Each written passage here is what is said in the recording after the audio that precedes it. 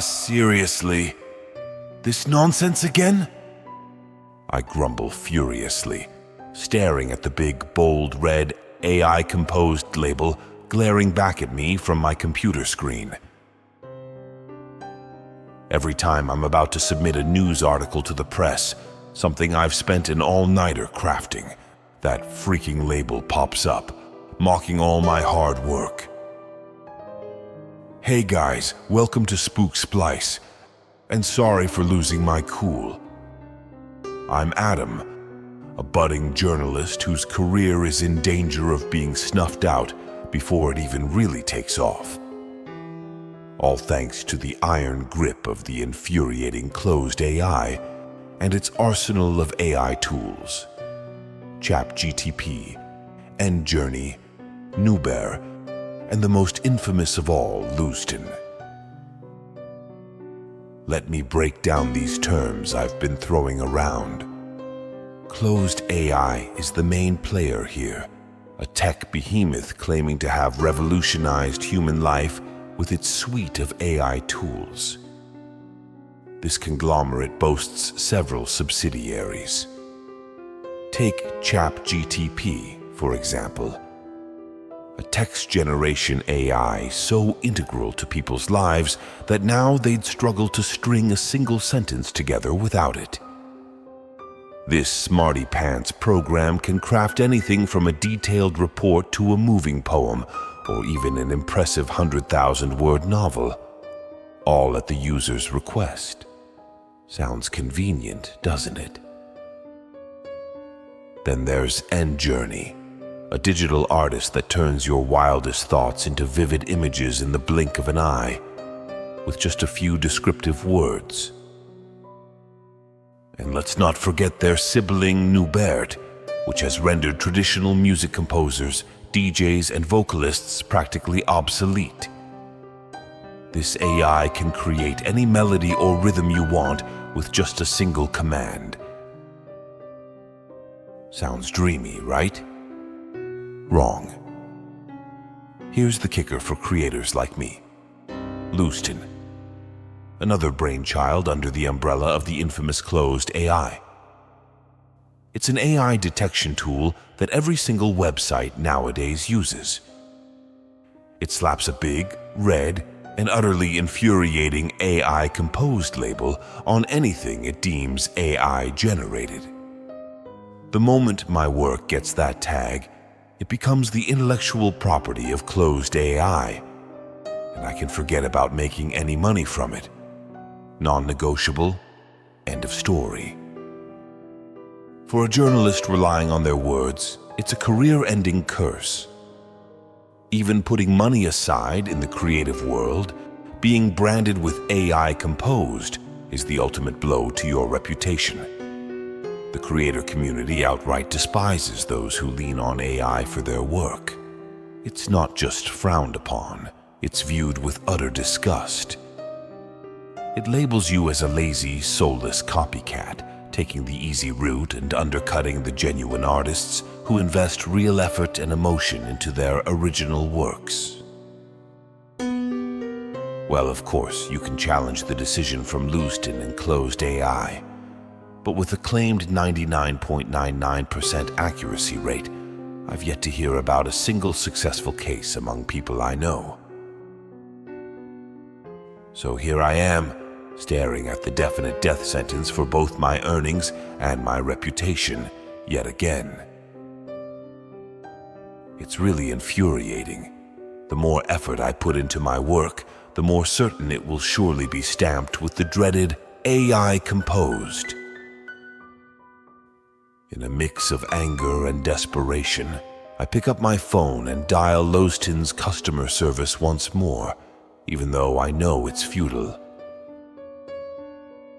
And just as I expected, after what feels like an eternity of annoying hold music, I'm greeted by that same monotonous AI voice, repeating like a parrot that knows only one human sentence.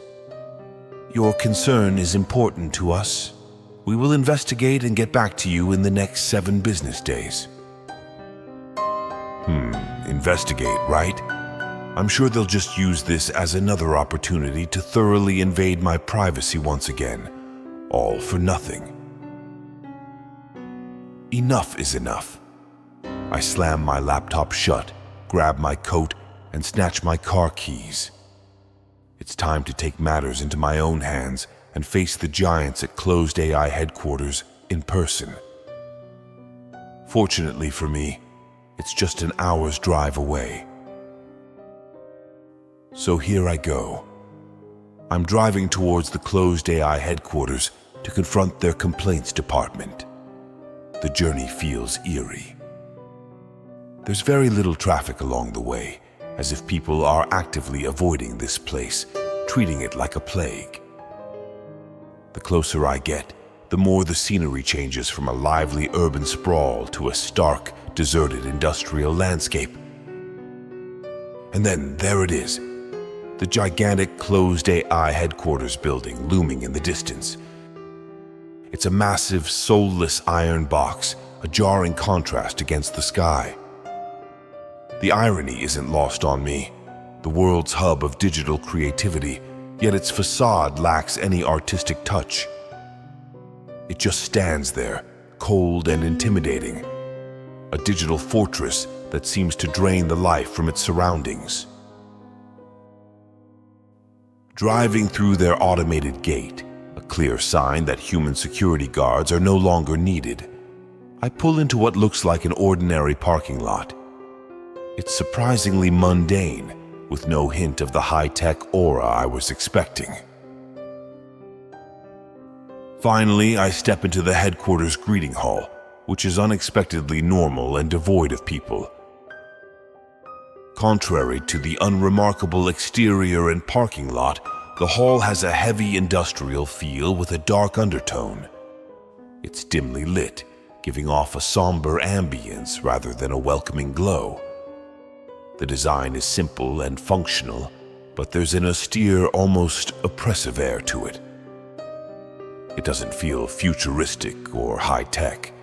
Rather, it resembles the interior of an old factory or a warehouse.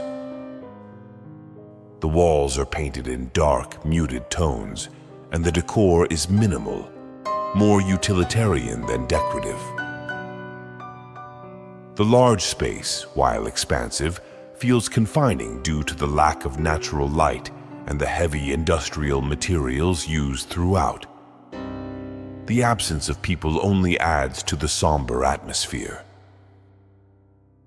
The only sounds are the low hum of machinery and the distant echo of activity, perhaps from other parts of the building, a constant reminder that, despite its stark appearance, this place is the nerve center of a tech giant. Then, without any greeting, beverage, or the slightest hint of warmth, a woman with a somewhat wooden expression approached me. It was hard to tell if she was human or an advanced bot. Her movements were too precise, her smile too fixed. Something about her was off, yet not overtly mechanical.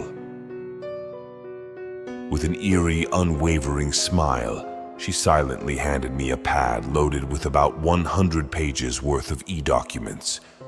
Disclosures, agreements, warnings, and even a complaint form.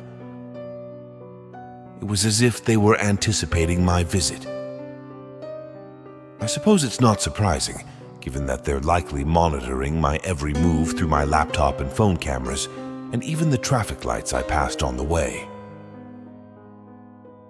I hastily skimmed through the pile of generic, repetitive boilerplate documents. Signing them gave me an uncomfortable sensation, as if with each signature I was giving away a part of myself. The woman, or whatever she is, seemed satisfied with my quick compliance, offering another one of those unsettling, unchanging smiles. She then started leading me through the large, uninviting complex towards the complaints department. I spent the next 10 minutes walking with the quiet female being through the maze-like complex, awed by the series of bizarre scenes unfolding in front of my eyes. We pass a room with glass walls. Inside, a group of employees sits in complete silence, each wearing a disproportionately bulky device on their faces that looks like a mix between a gas mask and a clumsy VR headset. Their fingers occasionally move through the air, as if clicking on an invisible keyboard. From a distance, I can't tell if they are human or bots. I hope they're bots, I muse, because if they're human, I mourn for their poor, obedient souls. We continue walking and pass a large, open space with piles and piles of packed boxes, mountains of them. Hundreds of drones hover above in perfect formation, apparently conducting some sort of inventory check with no human supervision in sight. They move with such precision and silence. It's like watching a well-rehearsed yet soulless ballet.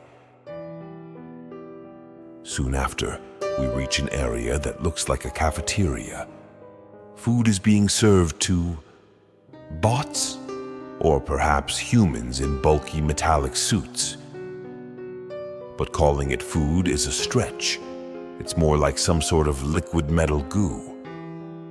These beings, whatever they are, sit there consuming the goo in an eerily synchronized manner, occasionally turning their heads towards their neighbors as if trying to mimic social interaction. Watching this sends shivers down my spine.